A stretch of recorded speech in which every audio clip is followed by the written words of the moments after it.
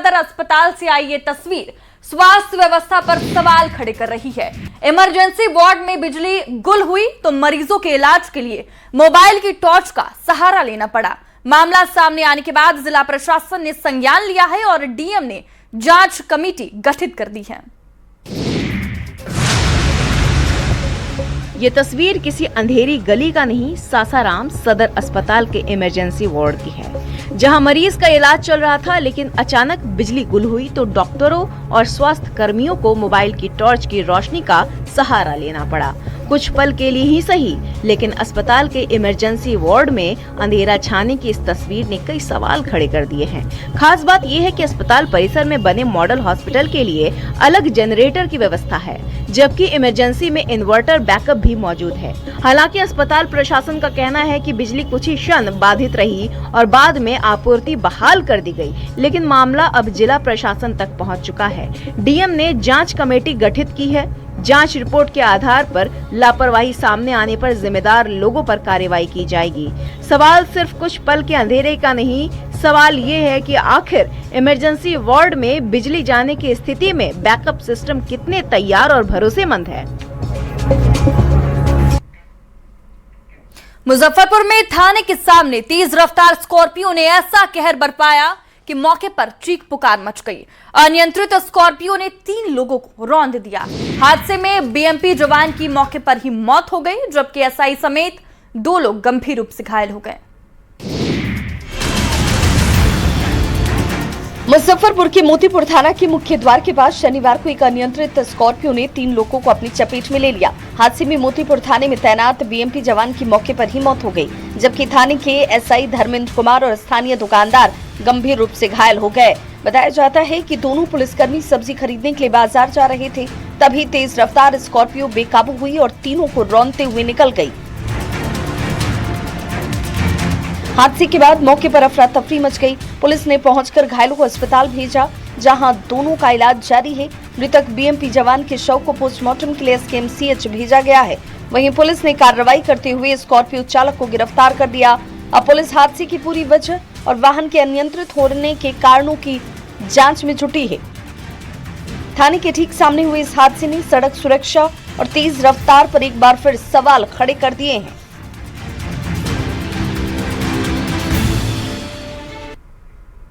बारिश ने अब तबाही मचाना शुरू कर दिया है। गंडक नदी उफान पर है और गोपालगंज के निचले इलाकों में पानी तेजी से फैल रहा है। हालात ये हैं कि गांव के साथ स्कूल, हेल्थ सेंटर और आंगनबाड़ी केंद्र तक पानी में डूब गए हैं।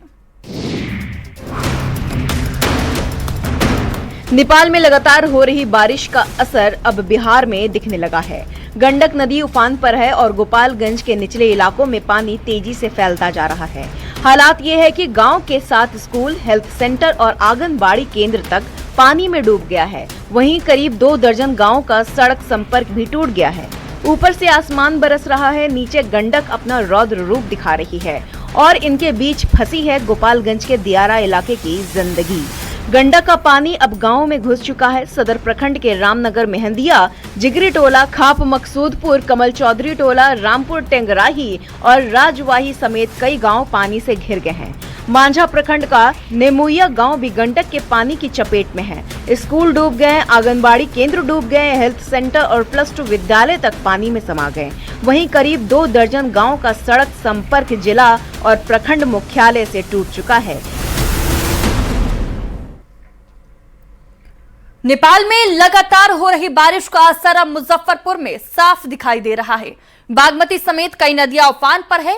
कटरा के निचले इलाकों में पानी घरों में घुस चुका है, जबकि कटरा और आई को जोड़ने वाले पीपा पुल पर तीसरी बार पानी चढ़ गया है। घर के बाहर पानी, घर के अंदर पानी और अब लोगों के सामने सबसे बड़ा सवाल, आखिर जाएं तो जाएं कहां?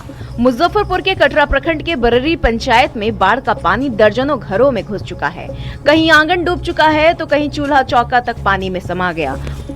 मुसीबत यहीं खत्म नहीं हुई। कटरा और औरई को जोड़ने वाली पीपा पुल पर तीसरी बार पानी चढ़ गया, जिसके बाद आवागमन बंद है।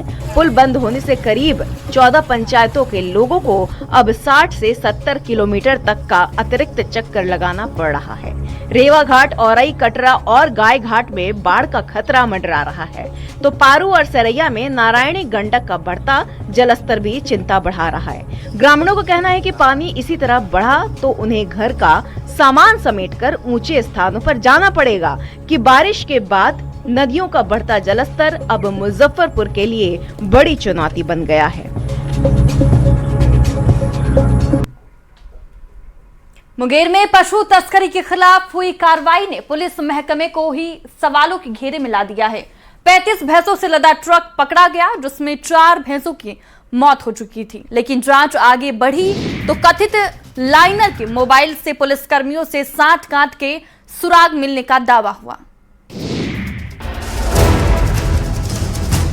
मुंगेर में पशु तस्करी का खुलासा होते ही हड़कंप मच गया, लेकिन उससे भी ज्यादा खलबली तब मच गई जब पता चला कि तस्करी के इस खेल में पुलिसकर्मियों की भी मिली भगत है। कार्रवाई ने पुलिस महकमे को ही सवालों के घेरे में लाकर खड़ा कर दिया है। 6 अगस्त को NH 333B पर पुलिस ने एक ट्रक को पकड़ा, जिसमें 35 भैंस ठूस कर रखी गई थी, जिनमें 4 की मौत हो चुकी थी। पुलिस के मुताबिक ट्रक के आगे बाइक से चल रहे कथित लाइनर को गिरफ्तार किया गया। उसके मोबाइल की जांच में कुछ पुलिसकर्मियों से लगातार संपर्क के साक्ष्य मिलने का दावा भी हुआ है। इसके बाद पुलिस ने यातायात थाना के ASI अयोध्या कुमार, चालक सिपाही विमलेश कुमार, गृह रक्षक अभिलेश कुमार और मुफस्सिल थाना के गृह रक्षक अरविंद यादव को गिरफ्तार किया। पुलिस का दावा है कि पशु तस्करी के ट्रकों को जिला पार करवाने के लिए कथित तौर पर एक ट्रक से 1500 रुपए तक वसूले जा रहे थे। अमेरिका के इडाहो में AK-47 से लैस होकर आए एक हमलावर ने कत्लेआम मचा दिया था, जिसका अब CCTV फुटेज सामने आ गया है। ये खौफनाक तस्वीरें अमेरिका के इडाहो की हैं, जहां कुछ दिन पहले AK-47 से लैस होकर आए एक हमलावर ने कत्लेआम मचा दिया था, जिसका CCTV फुटेज अब सामने आया है। इस फुटेज में एक शख्स को शॉपिंग सेंटर में दाखिल होते देखा जा सकता है। शुरुआत में सब कुछ सामान्य दिखता है, लेकिन कुछ ही पलों में हालात बदल जाते हैं। हमलावर बंदूक तानकर शॉपिंग सेंटर के अंदर घूमता दिखाई दिया। जैसे ही वो आगे बढ़ता है, वहां मौजूद लोगों में अफरा तफरी मच गई। लोग अपनी जान बचाने के लिए इधर उधर भागते नजर आए। शॉपिंग सेंटर के अंदर कितनी दहशत फैली थी, वो ये तस्वीरें बताने के लिए काफी है। लोग घुटनों के बल खुद को बचाने की कोशिश कर रहे हैं। पूरा इलाका चीख पुकार से गूंज उठा है। जिस जगह पर लोग शॉपिंग करने पहुंचे थे, वो जगह गोलियों की आवाज से गूंज उठी है।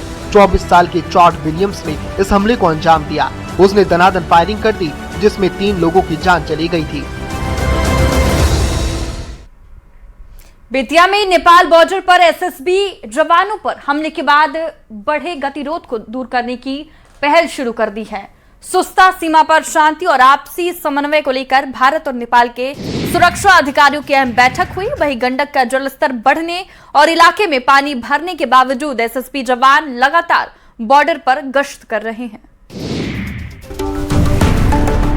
बेतिया के सुस्ता बॉर्डर पर भारत नेपाल के सुरक्षा अधिकारियों ने बैठक कर शांति, सुरक्षा और आपसी समन्वय को मजबूत करने पर चर्चा की।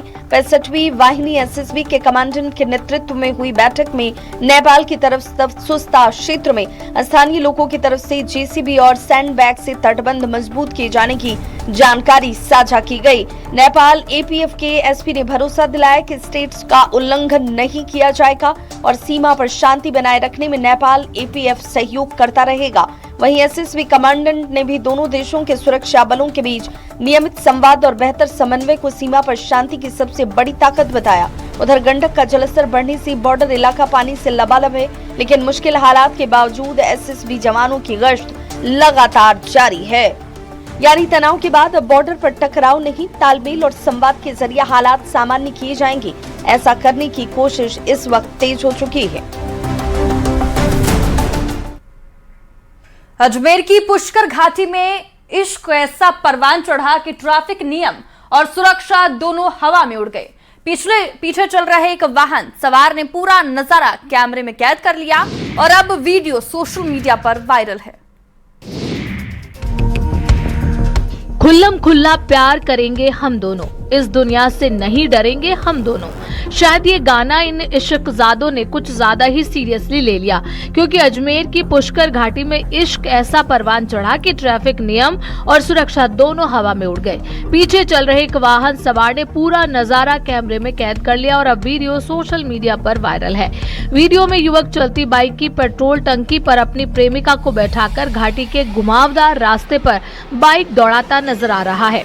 दोनों एक दूसरे से सटे हुए हैं, न हेलमेट, न सुरक्षा और न हादसे का डर। ऐसे रास्ते पर बाइक की टंकी पर बैठकर सफर करना किसी लापरवाही नहीं, अपनी और दूसरों की जान को खतरे में डालना है। वीडियो वायरल होने के बाद लोग कार्रवाई की मांग कर रहे हैं, क्योंकि इश्क अपनी जगह, लेकिन प्यार के चक्कर में ट्रैफिक नियमों को कुचलना किसी फिल्म का सीन नहीं, हादसे का न्योता है। अब देखना होगा कि वायरल वीडियो पर पुलिस क्या एक्शन लेती है। दरभंगा की बेटी भावना कंठ ने भारतीय वायुसेना में ऐतिहासिक उपलब्धि हासिल की है। फाइटर कॉम्बैट लीडर यानी FCL कोर्स पूरा कर टॉप गन बनने वाली पहली महिला फाइटर पायलट बनने की खबर जैसे ही उनके गांव बोऊर पहुंची, पूरे गांव में खुशी की लहर दौड़ गई।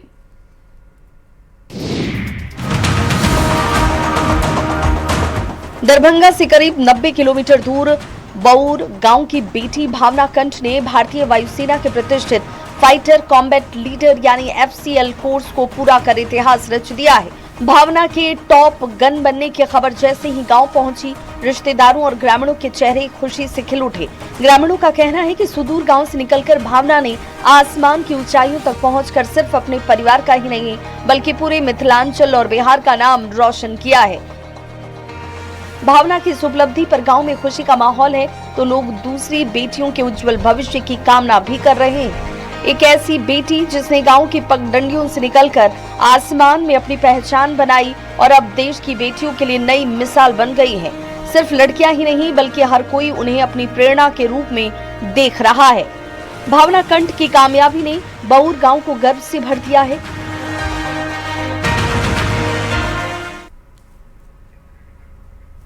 कुआलालंपुर से कोच्चि आ रही बाटिक एयर की फ्लाइट में एक यात्री ने कथित तौर पर इमरजेंसी दरवाजा खोलने की कोशिश की।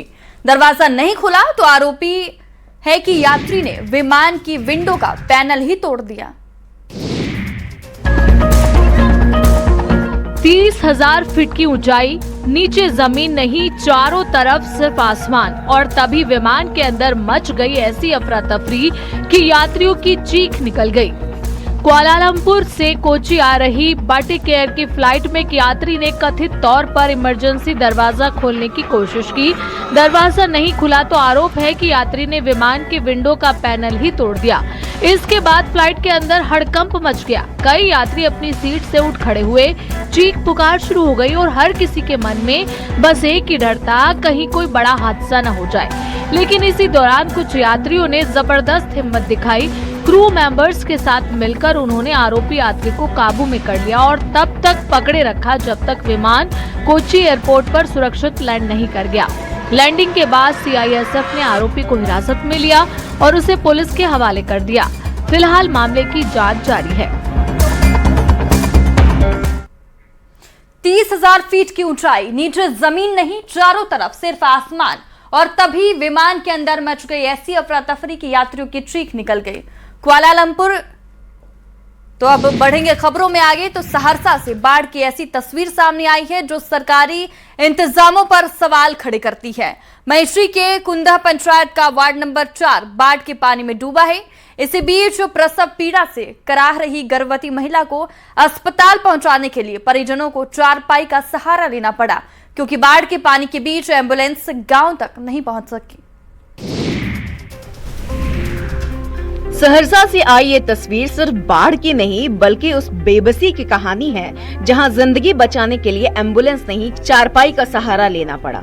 ये तस्वीर सहरसा के महिषी प्रखंड के कुंदा पंचायत के वार्ड नंबर 4 की है। कोसी का जलस्तर बढ़ा तो गांव पानी में डूब गया। इसी दौरान महारानी कुमारी को अस्पताल ले जाने की जरूरत पड़ी, लेकिन बाढ़ के पानी में एम्बुलेंस का रास्ता रोक दिया। फिर परिजन ने चारपाई उठाई, महारानी को उस पर लिटाया और पानी के बीच से पैदल निकल पड़े। काफी दूर तक इसी तरह ले जाने के बाद महिला को एम्बुलेंस तक पहुंचाया गया। इसके बाद उसे अस्पताल ले जाया गया। लेकिन इस तस्वीर के साथ एक बड़ा सवाल भी खड़ा है कि बाढ़ के वक्त जब गांव तक एम्बुलेंस नहीं पहुंच सकती, तो गर्भवती महिला, बुजुर्ग या गंभीर मरीज के लिए प्रशासन की इमरजेंसी व्यवस्था क्या है? क्योंकि बाढ़ सिर्फ घरों में पानी नहीं भरती, कई बार ये स्वास्थ्य व्यवस्था तक पहुंचाने का रास्ता भी डुबो देती है। मुंगेर के टेटिया बम्बर से सरकारी व्यवस्था पर सवाल खड़े करने वाली तस्वीर सामने आई है। बच्चों को एनीमिया से बचाने के लिए मिलने वाली हजारों बोतल आयरन सिरप नदी किनारे झाड़ियों में फेंकी मिली है। बड़ी संख्या में दवाई एक्सपायरी डेट की बताई जा रही है। ये कोई आम कचरा नहीं, बच्चों की सेहत के लिए आई सरकारी दवाओं की खेप है। मुंगेर के टेटिया बम्बर में सीडीपीओ कार्यालय से महज करीब 200 गज दूर महानी नदी किनारे झाड़ियों में हजारों बोतल आयरन सिरप बिखरी मिली। ग्रामीणों की नजर पड़ी तो पुलिस को सूचना दी गई। पुलिस पहुंची और पूरी खेप जब्त कर थाने ले गई। गिनती हुई तो आंकड़ा चौंकाने वाला था। 1540 बोतलें iron and folic acid syrup और 1835 बोतल ferrous sulphate and folic acid syrup, यानी कुल करीब 3375 बोतल। ये वही दवाएं हैं जिन्हें बच्चों को एनीमिया से बचाने के लिए आंगनबाड़ी और पोषण कार्यक्रम के तहत दिया जाना था। स्वास्थ्य विभाग के मुताबिक दवाएं सीडीपीओ कार्यालय को रिसीव कराई गई थी। अब बड़ा सवाल ये है कि अगर दवा बच्चों तक पहुंचानी थी तो नदी किनारे कैसे पहुंची? अगर एक्सपायर हो गई थी तो समय रहते वितरण क्यों नहीं हुआ? मॉनसून के मौसम में नदियों का जलस्तर बढ़ने से बाढ़ का पानी गांव में घुस रहा है, जिसने सैकड़ों लोगों को मुश्किल में डाल दिया है। ये रिपोर्ट देखिए। नेपाल के तराई क्षेत्रों में लगातार हो रही मूसलाधार बारिश का असर अब बिहार में दिखने लगा है। सरसा में कोसी नदी के उफान पर आते ही तबाही का दौर शुरू हो गया है। नौहट्टा प्रखंड के सतौर पंचायत के बिरजाइन गांव में कोसी ने अपना रौद्र रूप दिखाना शुरू कर दिया है। नदी के तेज कटाव के कारण महुआ चाही को जोड़ने वाले मुख्य सड़क बिरजाइन के पास पूरी तरह टूट गया है। आवागमन पूरी तरह ठप हो चुका है, जिससे ग्रामीणों को भारी परेशानी का सामना करना पड़ रहा है। स्थानीय लोगों का आरोप है कटाव की इस गंभीर समस्या को लेकर विभागीय अधिकारियों से लेकर जिलाधिकारी तक गुहार लगा चुके हैं, लेकिन प्रशासन ने समय रहते कोई ध्यान नहीं दिया। इस समस्या को नजरअंदाज किया गया। अब तबाही सामने आने पर ग्रामीणों में भारी नाराजगी है। आक्रोशित ग्रामीणों ने प्रशासन से जल्द सड़क की मरम्मत कराने और वैकल्पिक आवागमन बहाल करने की मांग की है। अब सवाल है कि जब कटाव की आशंका पहले ही थी तो फिर समय रहते इसका समाधान क्यों नहीं किया गया और पहले से तैयारी क्यों नहीं की गई?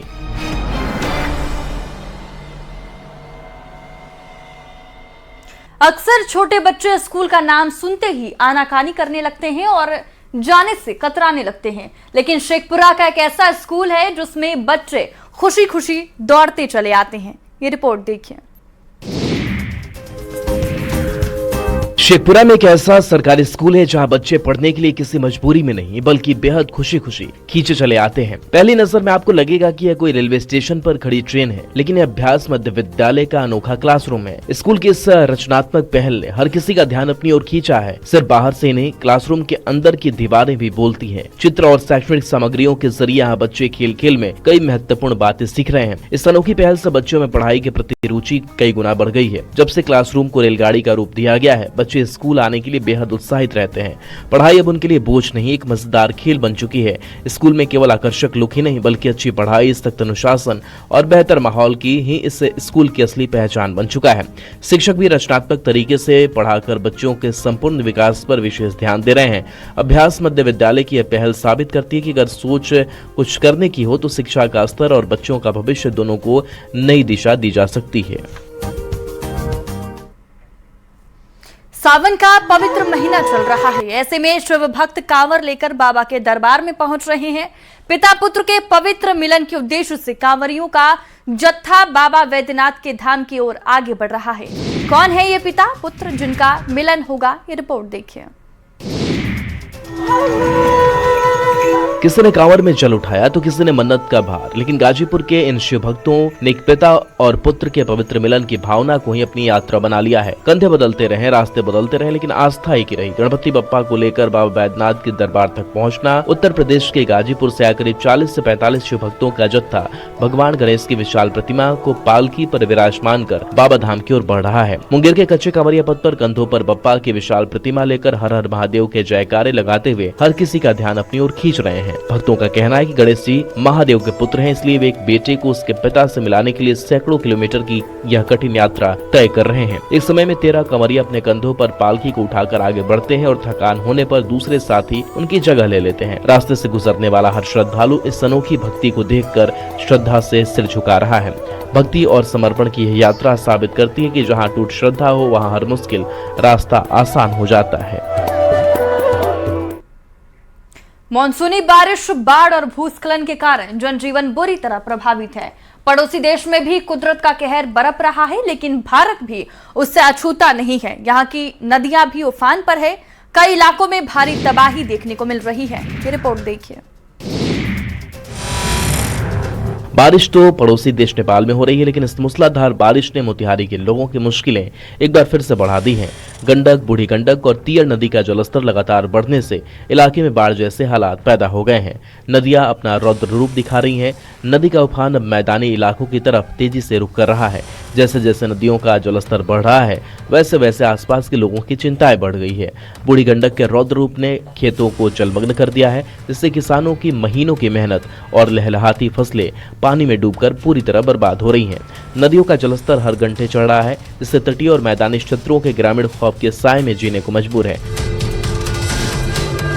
लोगों को एक बार फिर भीषण बाढ़ का डर सताने लगा है। मौसम विभाग ने भी आने वाले कुछ दिनों तक भारी बारिश का अलर्ट जारी किया है, जिससे स्थिति और गंभीर होने की आशंका है। प्रशासन के लिए जहां चुनौती बढ़ गई है, तो वहीं जलभराव और तबाही की इस दोहरी मार से आम नागरिक और किसान बेबस नजर आ रहे हैं।